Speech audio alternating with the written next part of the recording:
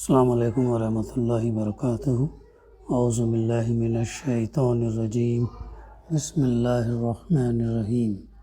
هو اللہ الذی لا الہ الا هو الملک القدوس السلام المؤمن المہیمن العزیز الجبار المتکبر، سبحان اللہ عما یشرکون۔ صدق اللہ العلی العظیم۔ رب اشرح لی صدری ویسر لی امری واحلل عقدۃ من لسانی یفقہوا قولی، رب زدنی علما۔ وہ اللہ ہی ہے جس کے سوا کوئی معبود نہیں، وہ بادشاہ ہے نہایت مقدس، سراسر سلامتی، امن دینے والا، نگہبان، سب پر غالب، اپنا حکم بزور نافذ کرنے والا اور بڑا ہی ہو کر رہنے والا۔ پاک ہے اللہ اس شرک سے جو لوگ کر رہے ہیں۔ سورۃ الحشر کی آیت نمبر 23، جس کی تلاوت اور ترجمانی ابھی ہم نے سماعت کی۔ تو اس سورت کی تفسیر کا سلسلہ الحمدللہ جاری ہے اور اختتامی آیات ہیں۔ اس کے بعد ایک اور آیت ہے۔ اس آیت کے اندر اللہ سبحانہ وتعالیٰ کی وحدانیت، اللہ سبحانہ وتعالیٰ کے نام، اس کے صفات، اس کی تشریح بہترین طریقے سے کی گئی ہے۔ ایسا ہی ہم کو آیت الکرسی کے اندر بھی ہم کو یہ چیز ملتی ہے۔ تو فرمایا جا رہا وہ اللہ ہی ہے جس کے سوا کوئی معبود، اللہ کے سوا کوئی معبود نہیں، وہ بادشاہ ہے، الملک ہے۔ یعنی اصل میں لفظ الملک استعمال ہوا، جس کا مطلب یہ ہے کہ اصل بادشاہ، بادشاہوں کا بادشاہ وہی ہے۔ نیز مطلقاً الملک کا لفظ استعمال کرنے سے یہ مفہوم بھی نکلتا ہے کہ وہ کسی خاص علاقے یا مخصوص مملکت کا نہیں، بلکہ ساری کائنات کا بادشاہ ہے۔ پوری کائنات پر اس کی سلطانی اور فرمانروائی محیط ہے۔ ہر چیز کا وہ مالک ہے، ہر شے اس کے تصرف اور اقتدار اور حکم کی تابع ہے، اور اس کی حاکمیت، اس کی سورنٹی کو محدود کرنے والی کوئی شے نہیں۔ اس کی سورنٹی، اس کی حاکمیت کو کوئی چیز لمٹ نہیں کر سکتی، لامحدود ہے، الٹیمیٹ ہے، پوری یونیورس پر چھائی ہوئی ہے۔ قرآن مجید میں مختلف مقامات پر اللہ تعالیٰ کی بادشاہی کے ان سارے پہلوؤں کو پوری وضاحت کے ساتھ بیان کیا گیا۔ فرمایا گیا سورہ الروم آیت نمبر 26، وَلَهُ مَا فِي السَّمَاوَاتِ وَالْأَرْضِ كُلٌّ لَهُ قَانِتُونَ۔ زمین اور آسمانوں میں جو بھی ہیں اس کے مملوک ہیں، سب اس کے تابع اور فرمان ہیں۔ پھر اسی طریقے سے سورہ سجدہ میں فرمایا گیا یُدَبِّرُ الْأَمْرَ مِنَ السَّمَاءِ إِلَى الْأَرْضِ۔ آسمان سے زمین تک وہی ہر کام کی تدبیر کرتا ہے، وہی ہر کام کو عمل میں لاتا ہے۔ پھر آگے سورہ حدید آیت نمبر 5، لَهُ مُلْكُ السَّمَاوَاتِ وَالْأَرْضِ وَإِلَى اللَّهِ تُرْجَعُ الْأُمُورُ۔ زمین اور آسمانوں کی بادشاہی اسی کی ہے اور اللہ ہی کی طرف سارے معاملات رجوع کیے جاتے ہیں۔ پھر سورہ فرقان آیت نمبر 2 میں فرمایا وَلَمْ يَكُنْ لَهُ شَرِيكٌ فِي الْمُلْكِ، یعنی بادشاہی میں کوئی اس کا شریک نہیں ہے۔ بِيَدِهِ مَلْكُوتُ كُلِّ شَيْءٍ، سورہ یاسین آیت نمبر 83۔ ہر چیز کی سلطانی اور فرمانروائی اسی کے ہاتھ میں ہے۔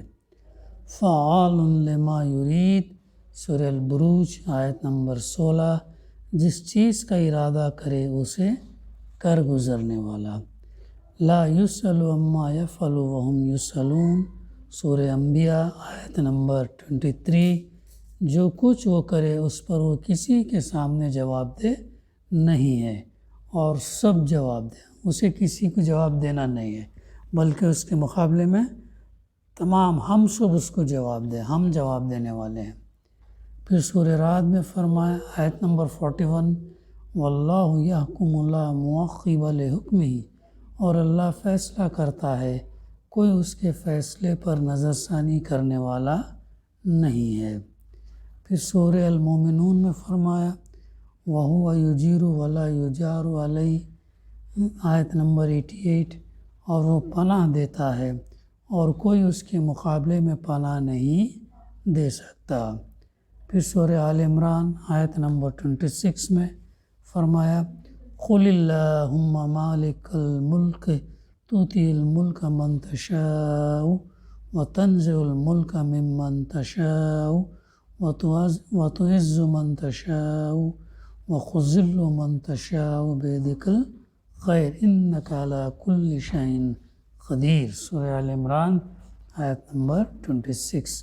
کہو خدایا ملک کے مالک، تو جس کو چاہتا ہے ملک دیتا ہے اور جس سے چاہتا ہے ملک چھین لیتا ہے، جسے چاہتا ہے عزت دیتا اور جسے چاہتا ہے ذلیل کر دیتا۔ بھلائی تیرے ہی ہاتھ میں ہے، یقیناً تو ہر چیز پر قدرت رکھتا ہے۔ ان توضیحات سے بات واضح ہو جاتی کہ اللہ تعالیٰ کی بادشاہی حاکمیت کے کسی محدود یا مجازی مفہوم میں نہیں، بلکہ اس کے پورے مفہوم میں ہے، پورے کانٹیکسٹ میں ہے۔ پوری اس سے بڑھ کر اور کچھ ایکسپلینیشن جو ہے نہیں ہو سکتا۔ اس کے مکمل تصور کے لحاظ سے حقیقی بادشاہی ہے، بلکہ در حقیقت حاکمیت جس چیز کا نام ہے وہ اگر کہیں پائی جاتی ہے تو صرف اللہ تعالیٰ کی بادشاہی میں پائی جاتی، کہیں اور پائی نہیں جاتی۔ اصلی حاکمیت اس کے سوا اور جہاں بھی اس کے ہونے کا دعویٰ کیا جاتا ہے، خواہ وہ کسی بادشاہ یا ڈکٹیٹر کی ذات ہو، یا کوئی طبقہ یا گروہ یا خاندان ہو، یا کوئی قوم ہو، اسے فی الواقع کوئی حاکمیت حاصل نہیں ہے، کیونکہ حاکمیت سرے سے اس حکومت کو کہتے ہی نہیں جو کسی کا عطیہ ہو، کسی کا ڈونیٹڈ ہو، کسی سے ملی ہو، کسی کا دیا ہوا ہو۔ تو اصل حاکمیت کس کی ہوئی؟ اللہ کی ہوئی۔ باقی اور جو ہم دیکھتے ہیں بادشاہ وغیرہ، یہ سب عطیہ، یہ سب ملی ہے اور وقتی ہے، عارضی ہے۔ اللہ کی ابدی ہے، پرماننٹ ہے۔ تو سارے کوئی عام دنیا میں جو دیکھتے ہیں وہ حاکمیت ان کی عطا کردہ عطیہ ہے، جو کبھی ملتی ہو اور کبھی سلب ہو جاتی ہے، جسے کسی دوسری طاقت سے خطرہ لاحق ہو سکتا ہے، ڈر بھی ہے، خوف بھی ہے، چھن بھی جاتی ہے، جس کا قیام اور بقا عارضی اور وقتی، اور جس کے دائرے اقتدار کو بہت سی دوسری متصادم قوتیں محدود کرتی ہیں۔ لیکن قرآن مجید صرف یہ کہنے پر اکتفا نہیں کرتا کہ اللہ تعالیٰ کائنات کا بادشاہ ہے، بلکہ بعد کے فقروں میں یہ تصریح کرتا ہے کہ وہ ایسا بادشاہ ہے جو قدوس ہے، سلام ہے، مومن ہے، مہیمن ہے، عزیز ہے، جبار ہے، متکبر ہے، خالق ہے، باری ہے اور مصور ہے۔ یہ تمام جو ہے اس آیت اور آگے کی آیت کے اندر اس کا تذکرہ جو ہے ہم کو ملتا ہے۔ تو ایک کے بعد ایک انشاءاللہ ہم اس کا مطالعہ کریں گے اور سمجھنے کی کوشش کریں گے جتنا مفسر نے لکھا ہے۔ آگے الملک کے بعد القدوس، نہایت مقدس، اصل میں لفظ قدوس استعمال ہوا جو مبالغہ کا صیغہ ہے۔ اس کا مادہ قاف دال سین ہے اور خود اس کے معنی ہے تمام بری صفات سے پاکیزہ اور منزہ ہونا، اور قدوس کا مطلب یہ ہے کہ وہ اس سے بدرجہ بالا اور برتر ہے کہ اس کی ذات میں کوئی عیب یا نقص یا کوئی خبیث صفت پائی جائے، بلکہ وہ ایک پاکیزہ ترین ہستی ہے جس کے بارے میں کسی برائی کا تصور تک نہیں کیا جا سکتا۔ اس مقام پر یہ بات اچھی طرح سمجھ لینی چاہیے کہ قدوسیت در حقیقت حاکمیت کے اولین لوازم میں سے ہے، اولین کوالٹی میں سے ہے، ضروریات میں سے ہے۔ انسان کی عقل اور فطرت یہ ماننے سے انکار کرتی ہے کہ حاکمیت کی حامل کوئی ایسی ہستی ہو جو شریر اور بدخلق اور بدنیت ہو، جس میں قبیح صفات پائی جاتی ہوں، جس کے اقتدار سے اس کے محکوموں کو بھلائی نصیب ہونے کی بجائے برائی کا خطرہ لاحق ہو۔ اسی بنا پر انسان جہاں بھی حاکمیت کو مرکوز قرار دیتا ہے، وہاں قدوسیت نہیں بھی ہوتی تو اسے موجود فرض کر لیتا ہے، کیونکہ قدوسیت کے بغیر اقتدار مطلق ناقابل تصور ہے۔ لیکن یہ ظاہر ہے کہ اللہ تعالیٰ کے سوا در حقیقت کوئی مقتدر اعلیٰ بھی قدوس نہیں ہے اور نہیں ہو سکتا۔ شخصی بادشاہی ہو یا جمہور کی حاکمیت یا اشتراکی نظام کی فرمانروائی یا انسانی حکومت کی کوئی دوسری صورت، بہرحال اس کے حق میں قدوسیت کا تصور تک نہیں کیا جا سکتا۔ یہ ہے القدوس کے مختصر سی تشریح۔ پھر اس کے بعد السلام یعنی سراسر سلامتی ہے۔ اس کی تفسیر لفظ سلام استعمال ہوا جس کی معنی ہے سلامتی، پیس۔ کسی کو سلیم یا سالم کہنے کے بجائے سلامتی کہنے سے خود بخود مبالغے کا مفہوم پیدا ہو جاتا ہے۔ مثلا کسی کو حسین کہنے کے بجائے حسن کہا جائے تو اس کے معنی یہ ہوں گے کہ وہ سراپا حسن ہے۔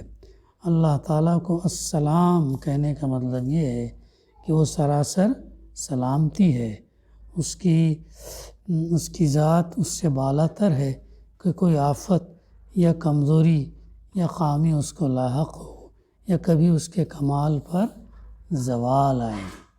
پھر اس کے بعد المؤمن یعنی امن دینے والا۔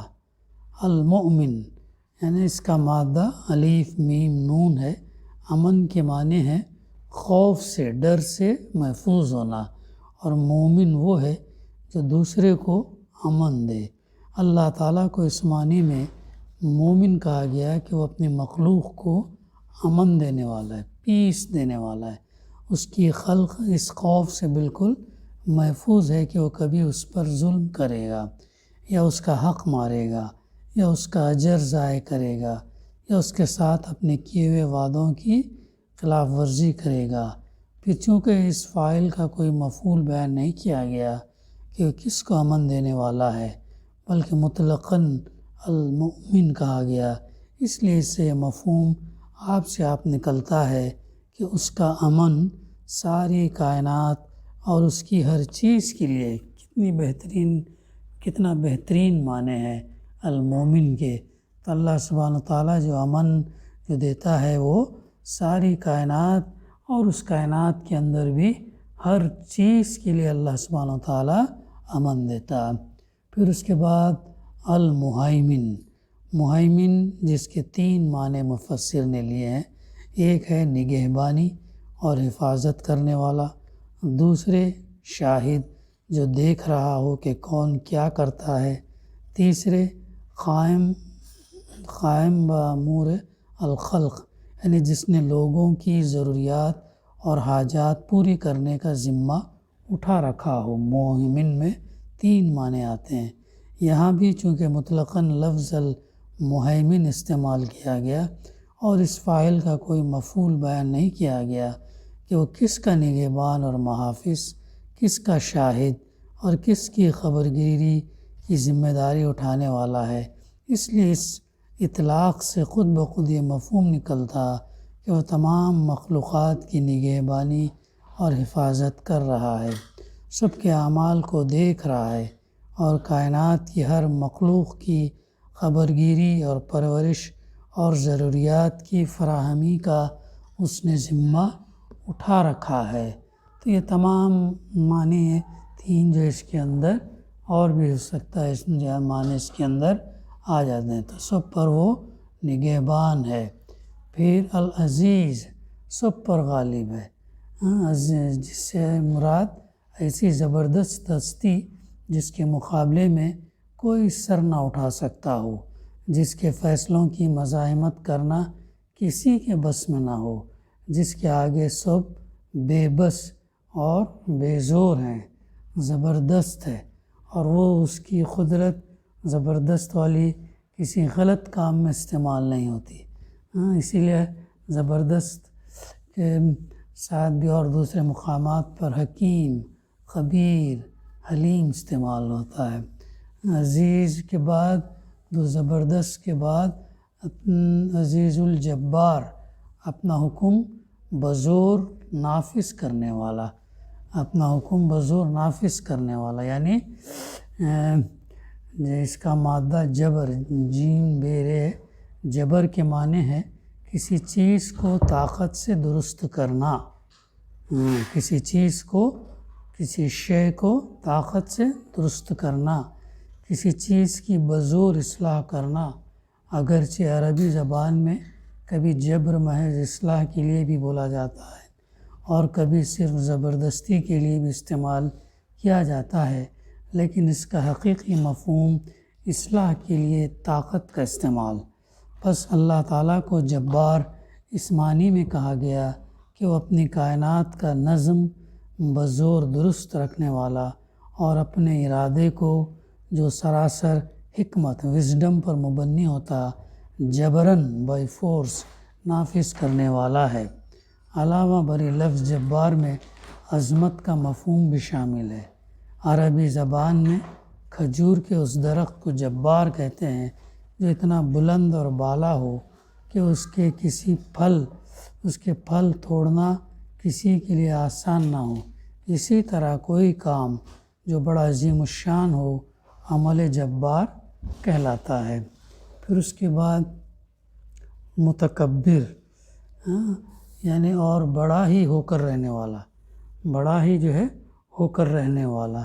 متکبر جس کے دو مفہوم لیے گئے ہیں، ایک وہ جو فی الحقیقت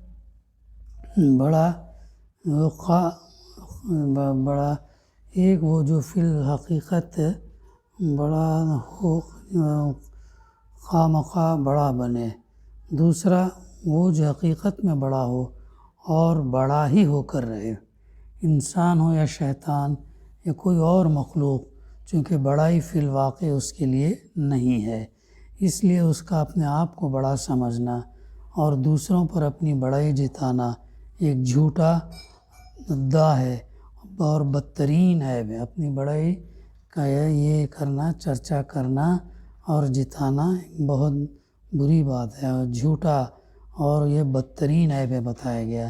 اس کے برعکس اللہ تعالیٰ حقیقت میں بڑا ہے اور بڑائی فی الواقع اسی کے لیے ہے، اور کائنات کی ہر چیز اس کے مقابلے میں حقیر اور ذلیل ہے، اس لیے اس کا بڑا ہونا اور بڑا ہی ہو کر رہنا کوئی ادعا اور تصنع نہیں بلکہ ایک امر واقعی ہے، ایک بری صفت نہیں بلکہ ایک خوبی ہے جو اس کے سوا کسی میں نہیں پائی جاتی۔